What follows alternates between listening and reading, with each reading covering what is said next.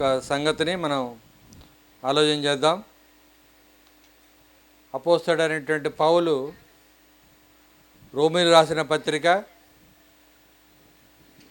15వ అధ్యాయం 13వ వచనం. అపోస్తలుడైన పౌలు రోమీయులకు రాసిన పత్రిక 15వ అధ్యాయం 13వ వచనం. అందరూ జాగ్రత్తగా తీసి చూడండి.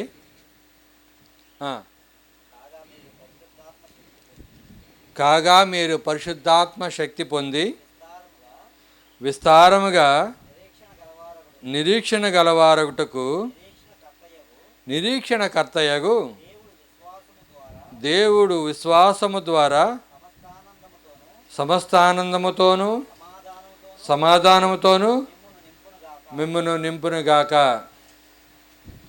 మొట్టమొదటిగా ప్రతి క్రైస్తవ కుటుంబంలో కావలసినటువంటి కొన్ని విషయాల్ని మనం చూస్తూ ఉన్నాం గత కొన్ని రోజుల నుంచి. మరి ముఖ్యంగా నిన్న ఈరోజు అనేక ప్రసంగాల ద్వారా మనం వింటూ వచ్చాం. దేవుడు విశ్వాసము ద్వారా సమస్త ఆనందముతోనూ సమాధానముతోనూ మిమ్మల్ని నింపునుగాక. దేవుడు నింపాల. దేవుడు నింపేది ఏంటంటే మనకు విశ్వాసాన్ని నింపడం అనేది దేవుడు చేసేటువంటి పని. మనకు విశ్వాసం కలిగిద్దా? మనకు విశ్వాసం కలిగిద్దా? విశ్వాసం కలగాలంటే మనకేం కావాలి? ముందు నమ్మిక కావాలి. నమ్మిక ఉంటే నమ్మికను ఏం చేస్తామంటే ఒక వస్తువు మనకు కనబడపోయినా సరే, ఒక వస్తువు మనకు తెలియపోయినా సరే నిజంగా అది ఉంది అనేదాన్ని మనం వ్యక్తపరిచేటువంటి మన భావాన్ని లేకపోతే మన యొక్క ప్రవర్తనని బయటకు చూపించేటువంటి ఆ ప్రక్రియనే విశ్వాసం అంటాం. అంటే నిరీక్షించబడు వాటి యొక్క నిజస్వరూపం. లేనివి ఉన్నవనియు, లేని వాటిని అంటే మనకు కనబడకుండా ఉన్నాయి, అంతేగాని అసలు శాంతం లేవని కాదు. నీకు గాలి కనిపిస్తుందా? చూపించు గాలి ఎలా ఉందో. నీకు విద్యుత్ శక్తి అన్నావు, చూపించి ఎలా ఉందో అంటే అది అలా కనిపించేది కాదు. అది గాలినైతే స్పర్శతో మనం తెలుసుకుంటాం ఇది గాలి అని చెప్తాం. అదే విద్యుత్ శక్తి చూసి టచ్ చేద్దామంటే ముందు మనం ఉండం. అంటే ఏదైతే అక్కడ ఉంటుంది అది పనిచేస్తుందని మనకు కొన్ని రుజువులు తెలుస్తూ ఉన్నాయి. దేవుడు చేసిన సృష్టిలో ఆయన మనకి నమ్మిక కలిగించేటువంటి విషయాలు ఎక్కడెక్కడ పెట్టాడు? ఆయన జగదుత్పత్తి మొదలుకొని ఇప్పటి వరకు సృష్టించబడిన వాటి అన్నిట్లో ఆయన నిత్యశక్తి ఎలా ఉందో, ఆయన ఏం చేస్తున్నాడో ఏం జరిగిస్తున్నాడో అన్నీ మనకి తెలియజేయబడతా ఉన్నాయి. నువ్వు కేవలం వాటిని చూస్తే చాలు, నీకు ఆ విశ్వాసం కలుగుతుంది. నువ్వు వాటిని ఆలోచిస్తే చాలు, నీకు నమ్మిక కలిగిద్ది. నువ్వు దాన్ని హృదయంలో స్వీకరిస్తే ఆ విశ్వాసాన్ని నువ్వు వ్యక్తపరచగలుగుతావు. హృదయంలో ఉంచుకోకుండా, హృదయం ముందు విశ్వసించుకోకుండా నువ్వు ఏ పని దేవుని విషయాల్లో ఏమీ ముందుకు వెళ్ళలేవు, సాధ్యం కాదు. మరి ముఖ్యంగా ఇప్పుడు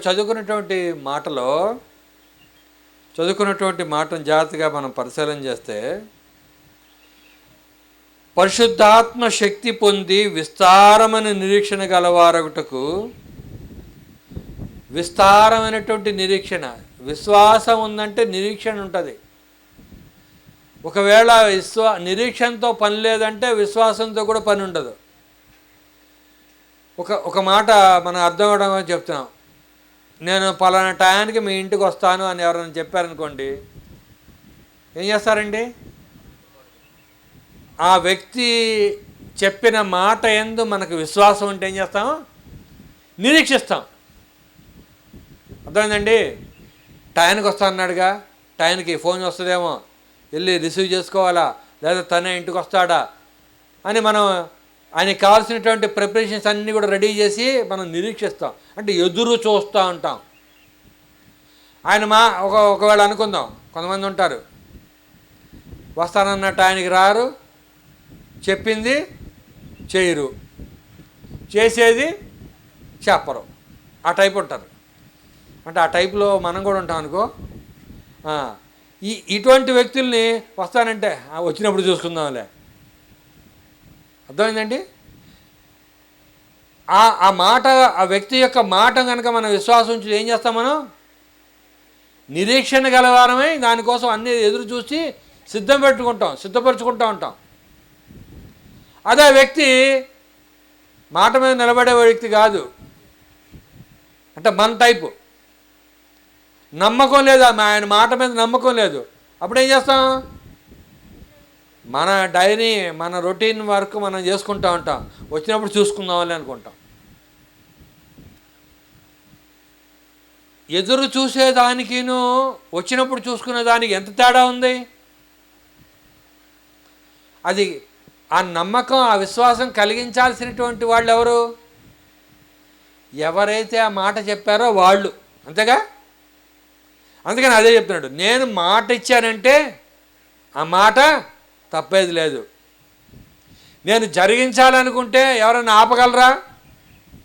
నేను ఆపితే ఎవరన్నా జరిగించగలరా? నేనే అన్నాడు. మీరు ఒక యెషయా గ్రంథం ఆయన్ని పరిశీలన చేస్తే, అంటే అటువంటి శక్తి కలిగినటువంటి దేవుడు మనకు విశ్వాసం ఇస్తే ఎందుకు మనం విశ్వాసంలో, పరిశుద్ధతలో ఎందుకు మనం కొదవవుతున్నాం? ఎందుకు వెనకబడిపోతున్నాం? ఎందుకు దేవుడు ఒక మాట చెబితే ఎందుకు ఆ మాటని మన జీవితంలో తీసుకోవట్లేదు? అదే మనలో ఉన్నటువంటి పెద్ద డ్రాబ్యాక్ అంటారు. డ్రాబ్యాక్ని ఏమంటారు తెలుగులో? డ్రాబ్యాక్ అంటారు. అంటే మనలో ఉండేటువంటి కొదవ కూడా కాదు, లోపం అది మనలో ఉన్నటువంటి లోపం అది. అబ్బాయి మీకు ఇంగ్లీషు తెలుగు రాదా? వద్దులే, ఇప్పుడు గొడవ వస్తుంది. ఓకేనా? ఓకే, చూడండి. ఇప్పుడు ఇటువంటి దేవుడు చెప్పినటువంటి మాట మన జీవితంలో నెరవేరట్లేదంటే ఇప్పుడు ఏమవుతుందంటే, మనం నెరవేర్చకపోవటం వలన దేవుడే తప్పు అన్నట్టు మనం చూపించాం. నేను చెప్పిన పాయింట్ మీకు అర్థమవుతుందో లేదో? విశ్వాసం కలిగించిన ఆయన, మనకు సమస్తం జరిగించిన, మన ఎడల అన్నీ జరిగించిన ఆయన ఎడల మనం నిరీక్షణ కలిగి విశ్వాసం చూపించకపోవడం వల్ల, లోపం మనం చేయడం వలన ఏమవుతుంది, ఆయన మాట మన జీవితాల్లో క్రియాశైలికం కావట్లేదు, నెరవేరట్లేదు. దేవుడు అట్లాంటోడా? ఇందాక నేను చెప్పానే, వస్తానన్న రానోడు అట్లాంటోడా? మాట ఇచ్చి మాట తప్పేవాడా? అబద్ధం ఆడేవాడా? ఎవరిని అబద్ధికులు చేస్తున్నారు? ఎవరిని మోసగాన్ని చేస్తున్నారు? ఎవరో చేసేది నేను చేస్తున్నానని మనం ఒప్పుకోవాలి. మనమే అంటే మళ్ళీ కానీ జనరల్ అయిపోద్దేమో. నా మట్టుకు నేను చేస్తున్నా. ఈరోజు మనం పరిశీలించాలంటే, ఏ వాక్యం అయితే, ఏ మాట అయితే నా జీవితంలో దేవుడు నెరవేర్చాలి అని అనుకున్నాడో దానికి నేను లోబడట్లా, దాని యందు విశ్వాసం ఉంచట్లా, దాని యందు నేను నిరీక్షణ ఉంచకపోవటం వల్ల ఏమవుతుంది, నేను దేవుణ్ణి అబద్ధికుడుగాను, మాట తప్పేవాడుగాను, జరిగితే అప్పుడు జరిగిద్దిలే చేశానా? ఆయన వాగ్దానాలన్నీ కూడా ఏమున్నాయి? అవునన్నట్టుగానే ఉంటాయి. ఎవరిలో ఉన్నాయంటారా? క్రీస్తులో అవునన్నట్టుగానే అన్నీ ఉన్నాయి. ఎందుకు ఆయనకి అవునన్నట్టుగా ఉన్నాయి, మనకెందుకు కాదన్నట్టు ఉన్నాయి? క్రీస్తు చూపించిన విధేయత. ఓ మంచి మాట ఉంటుంది అనమాట, ఆయన శరీరధారి ఉన్న దినాల్లో ఏమండి, విజ్ఞాపనలు, యాచనలు చేస్తూ తన మరణం నుంచి తప్పించగలవాన్ని ప్రార్థన విజ్ఞాపన చేస్తే ఏం చేశాడు? విధేయ చూపించి భయభక్తులు కలిగి ఉండడం వల్ల ఏమండి, మనం ఎందుకు దేవుడి చేత అంగీకరించబడట్లేదు? నష్టం ఎవరు పోతున్నారు? నష్టం ఎందుకు మనం కొని తెచ్చుకుంటున్నాం? ఇదిగో నువ్వు అలా చూడమాక, నువ్వు అలా చేయమాక, వాక్యానికి ఇంపార్టెన్స్ ఇవ్వద్దా అని ఎవరన్నా మనకు చెప్తున్నారా? ఏమండి? ఎవరు చెప్పట్లా. మనమే అలక్ష్యం చేసి, నిర్లక్ష్యం చేసి దేవుడిచ్చేటువంటి ఆధిక్యతను, లేదంటే దేవుడిచ్చేటువంటి ఆ ఔన్నత్యాన్ని మనం కోల్పోతాం. బాగా మంచి పేరు ప్రఖ్యాతులు కలిగినటువంటి వాళ్ళ దగ్గర ఏమిటంటే వాళ్ళు ఏ పని చేయాలనుకున్నా ఆ పని వాళ్ళు చేయగలుగుతారా లేదా? మనకైతే సాధ్యం కాదు, వాళ్ళకైతే సాధ్యం. అనుకుందాం, ఒక స్థాయిలో ఉన్నటువంటి వాళ్ళు అనుకున్న పనిని వెంటనే చేయించుకోగలుగుతున్నారా లేదా?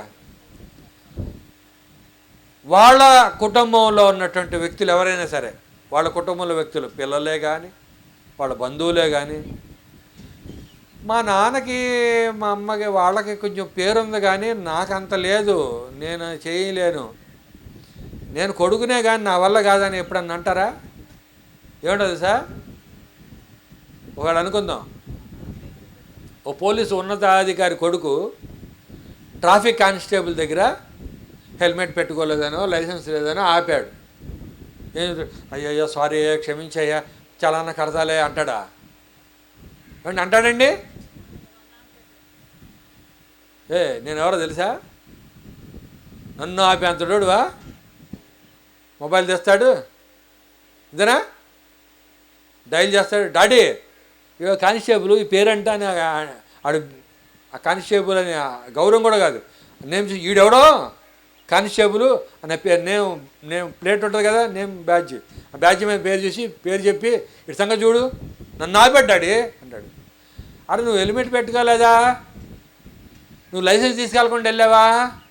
నువ్వేమన్నా రాంగ్ ఏమన్నా వెళ్ళావా అని అడుగుతాడా డాడీ? ఏమండి, నువ్వెవడరా నా కొడుకుని ఆపడానికి అంటారా? అనరా? మన తండ్రి అట్ట అండో. గుర్తుపెట్టుకోండి, అపవాది ఎన్నిసార్లు చిక్కిస్తాడో మనల్ని మీకు తెలీదు. ఎన్నిసార్లు చిక్కిస్తాడో. అరే నాన్న, నేను చెప్పింది నువ్వు అది చేయలేదా? నేను తినొద్దని చెప్పాక పండు తిన్నావా? అబ్బా నా కొడుకు ఎంత పని చేసావురా నాయన. సర్లే అట్టయితే దానికి రెమెడీ ఆలోచిద్దాం. నువ్వు ఆలోచించలేవు, ఆగు నేను ఆలోచించుకుంటాను. ఆయన చుట్టూ ఆకులు కుట్టుకుని చుట్టూ చాటు కూర్చుని నేను దాక్కున్నాను, ఎవరు కనబడలే, నేను బాగున్నాను అనుకుంటున్నాడు. ఇదే స్వభావం. ఏ స్వభావం? ఆదాము స్వభావం. ఆదాము స్వభావం ఇప్పటికీ మనలో ఉంది అది. చూడండి, మన తండ్రి అపవాది ఎందుకు నా బిడ్డని ఇచ్చేసావని ఆయన ఏమండో. ఆయన ఏం చెప్తాడు సార్? ఆడి బారిన పడకుండా నువ్వు ఇట్ట జాగ్రత్త పడాలయ్యా, ఇట్లుండాలని చెప్తాడు. చెప్పిన పుస్తకాలన్నీ 66. అదండి ఎన్ని అధ్యాయాలు ఉన్నాయి? 1187. ఎన్ని వచనాలు ఉన్నాయి? 31,160 సుమారుగా. ఆ వచనాలు కొన్ని తేడా వస్తాయిలే, ఒక్కొక్క బైబిల్ ఒకలా ఉంటుంది, ఇంగ్లీష్లో తెలుగులో అలా. ఓకే, ఇంత పెద్ద సమాచారం మన వల్ల అయిద్దా? ఇవన్నీ నువ్వు గుర్తుంచుకోవడం మన వల్ల అయిద్దా అని ఏం చేస్తున్నాం మనం? ఏం చేస్తున్నాం? ఎన్నేళ్ళు చదువుతావమ్మా? మినిమం గ్రాడ్యుయేషన్ రావాలంటే ఎన్నేళ్ళు చదవాలి? ఎల్కేజీ, యూకేజీ, 10వ తరగతి, ఇంటర్మీడియట్, డిగ్రీ ఇప్పుడు 4 ఏళ్ళు అయింది మాకు, అంతేగా? సరే, లెక్కలు నాకు నేను చాలా పూరు. 4, 2, 10, 2. ఎల్కేజీ యూకేజీ 2 ఏళ్ళ? 10వ తరగతి వరకు 10, ఇంటర్మీడియట్ 2, డిగ్రీ 4,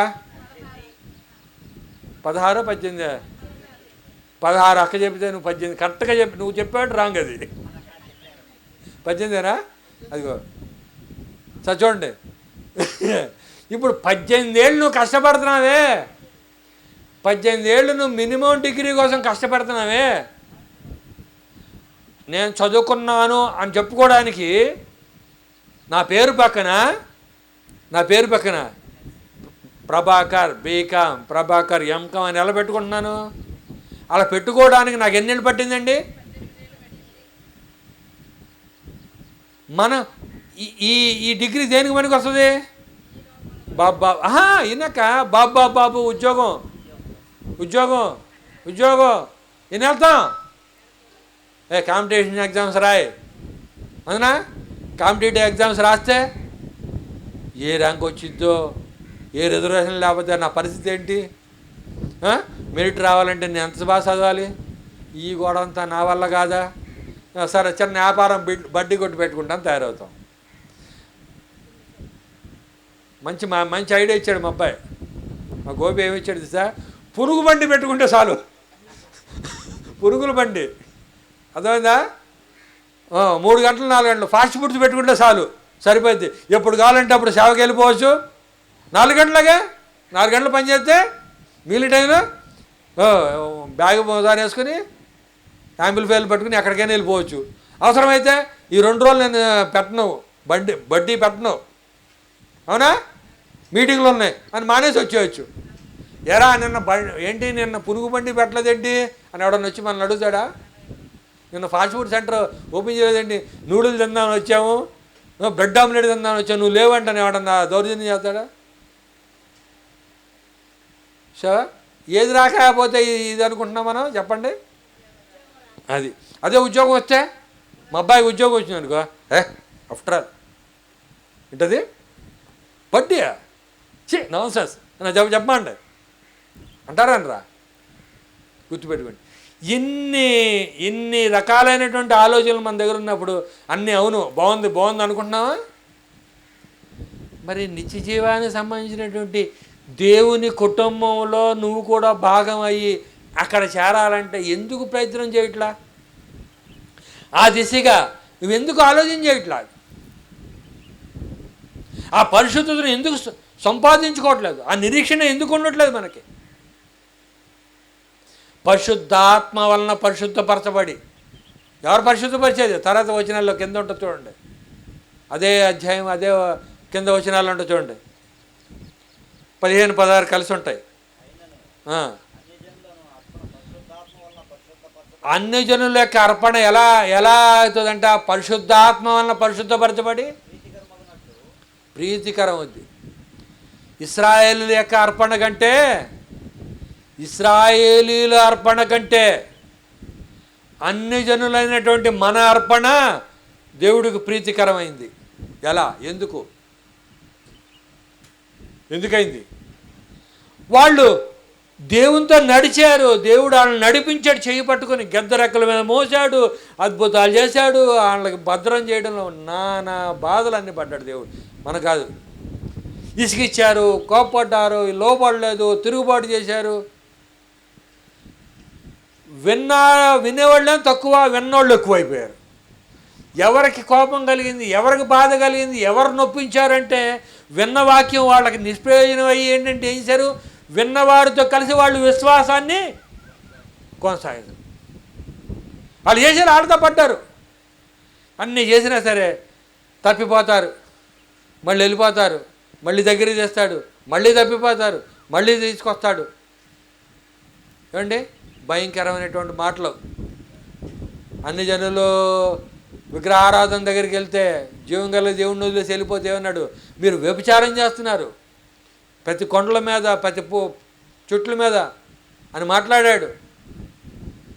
ఎంత వేదన తెచ్చారు వాళ్ళు అర్పించే అర్పణ కంటే ఏ అర్పణ మంచిదని చెబుతున్నాడు. ఇప్పుడు చూడండి మనం చదివిన మాట.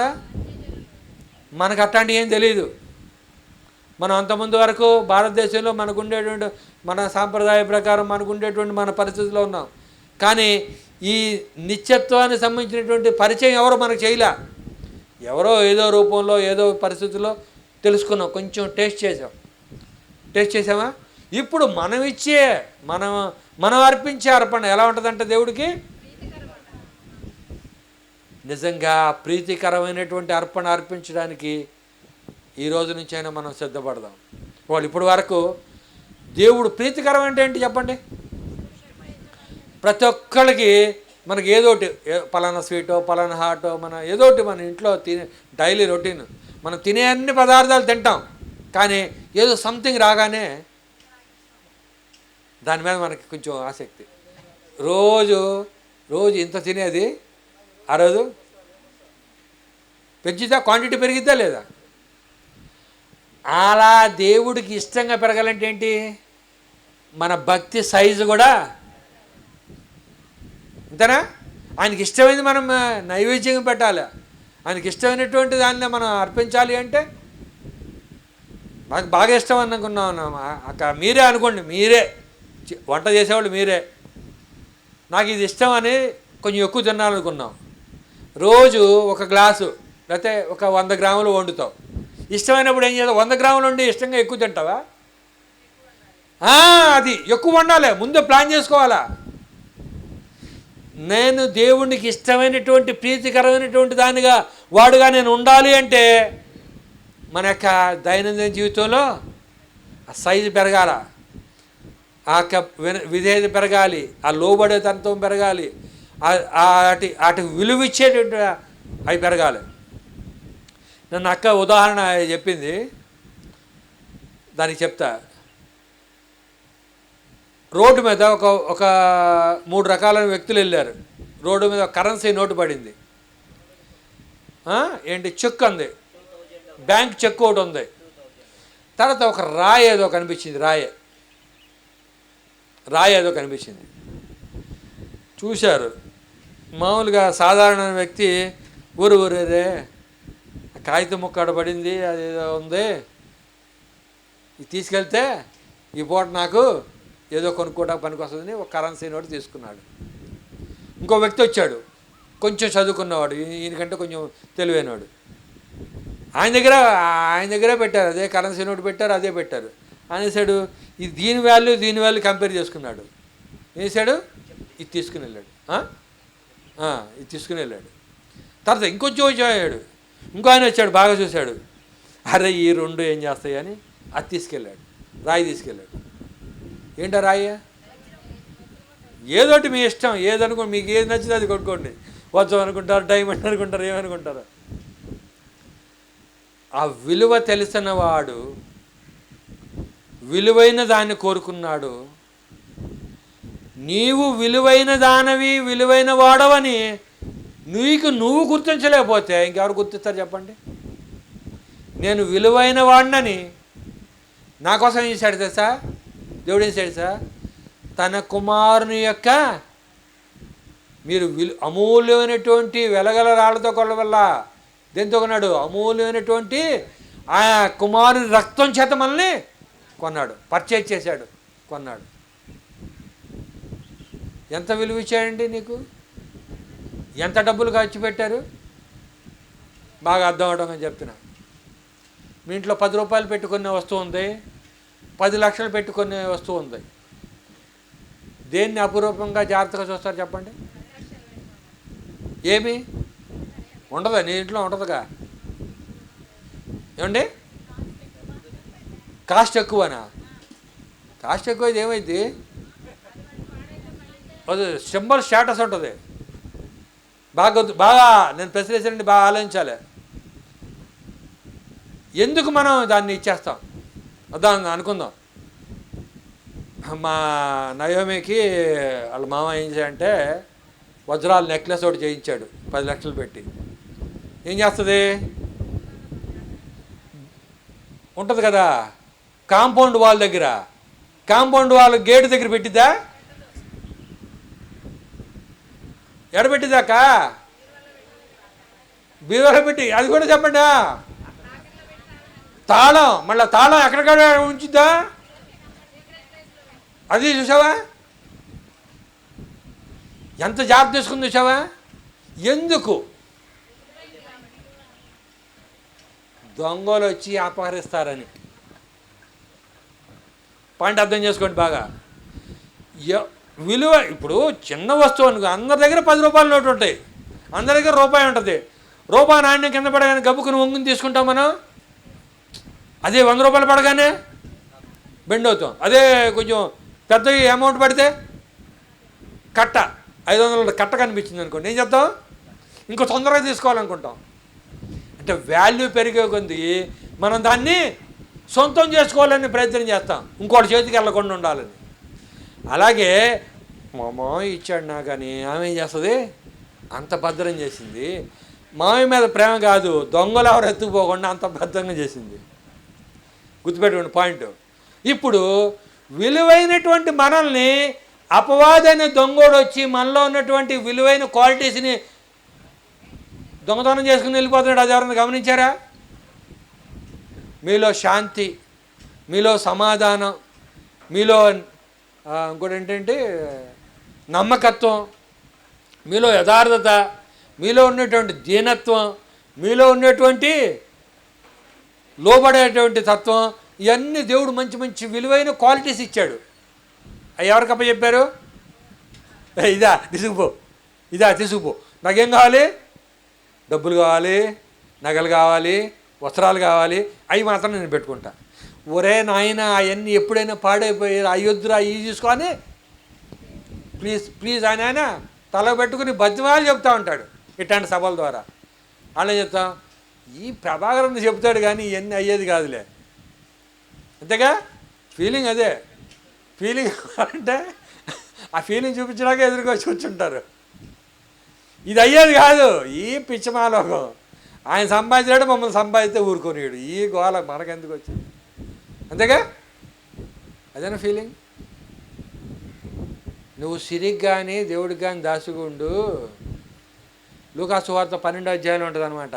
ఏమని ఉంటుందంటే, మీరు క్షయమైపోయే ధనం కూర్చుకోవద్దు, అక్షయమైన ధనం కూర్చుకోండి, పరలోక ధనం కూర్చుకోండి అన్న. ఎంత కష్టమా అది, అక్షయ ధనం కూర్చుకోవడం కష్టమా? కరెన్సీలో డాలర్ రేట్ అంతా $87. ఫారెన్లో $1 ఖర్చు పెట్టడానికి వాళ్ళు ప్రయాసకి దగ్గర 87 రెట్లు మనం ఇక్కడ కష్టపడితే వస్తున్నాయి. అర్థమవుతుందా? అన్ని రెట్లు ఇక్కడ కష్టపడుతున్నాం. ఇప్పుడు ఆ దేశపు కరెన్సీని ఇక్కడ సంపాదించుకోవడానికి అంతసేపు మనం కష్టపడుతుంటే, మనం నిత్య జీవనం వెళ్ళడానికి కావాల్సినటువంటి ఆ అక్షయధనాన్ని ఆయన ఇస్తానంటే దాన్ని సంపాదించుకోవడానికి ఏం చేస్తున్నాం మనం? ఎప్పుడన్నా ఆలోచన చేసాము? ఎప్పుడన్నా ఏమన్నా అకౌంట్లో అక్షయమైన ధనం ఏమన్నా ఒక రూపాయి ఉందా అని చూడండి, ఒకటన్నా ఉందా? అక్కడికి వెళ్ళే ఏంటి అర్థం చేసుకోవాలి. అక్కడికి వెళ్ళే ఏంటి? క్రియలు, వారి క్రియలు వెళ్తున్నాయా? క్రియలు వెళ్తున్నాయా? మన క్రియలు ఏమి వెళ్తున్నాయి? ఒక విషయం, ఒక ఇద్దరు వ్యక్తులు చూపిస్తాను, బాగా ఆలోచించండి. ఒక ఆయన బాగా హ్యాపీగా సంతోషంగా జీవిస్తూ ఉన్నాడు. అసలు సమస్య లేదు, ప్రాబ్లమే లేదు. ఒక ఆయనకి జీవితంలో చాలా కష్టం, దుర్భరంగా ఉంది. బతకడం చాలా కష్టంగా ఉంది, ఇబ్బందిగా ఉంది. అయినా సరే ఎంత దుర్భరమైన స్థితిలో అయినా సరే మనుషులు ఏమనుకున్నారో ఆయన ఏం పట్టించుకోవట్లేదు. మనుషుల యొక్క వైఖరి, మనుషుల యొక్క మాటలు, మనుషుల యొక్క క్రియల్ని ఆయన అసలు దృష్టిలోనే ఉంచట్ల. ఈయనంతసేపు ఏం చేస్తానంటే దేవుని మాటని, దేవుని యొక్క ఆజ్ఞలని, వాటినే దృష్టిలో పెట్టుకున్నాడు. దేవుని వైపు ఎప్పుడైతే చూస్తూ ఉన్నాడో, ఆ దిశలో ఎప్పుడైతే వెళ్తూ ఉన్నాడో, ఇతనిగా ఉందంటే ఈ లోకంలో ఎవరి సహకారం ఉండట్లా, ఎవరు పట్టించుకోవట్లా. మళ్ళీ అనండి, పొద్దున్న లేచి ప్రార్థన చేస్తాం, సాయంత్రం లేచి ప్రార్థన చేస్తాం, రాత్రి పడుకున్నప్పుడు ప్రార్థన చేస్తాం, ఖాళీ ఉన్నప్పుడల్లా బైబిల్ చదువుతాం అనుకోండి, ఇంట్లో వాళ్ళు ఏమంటారు చెప్పండి?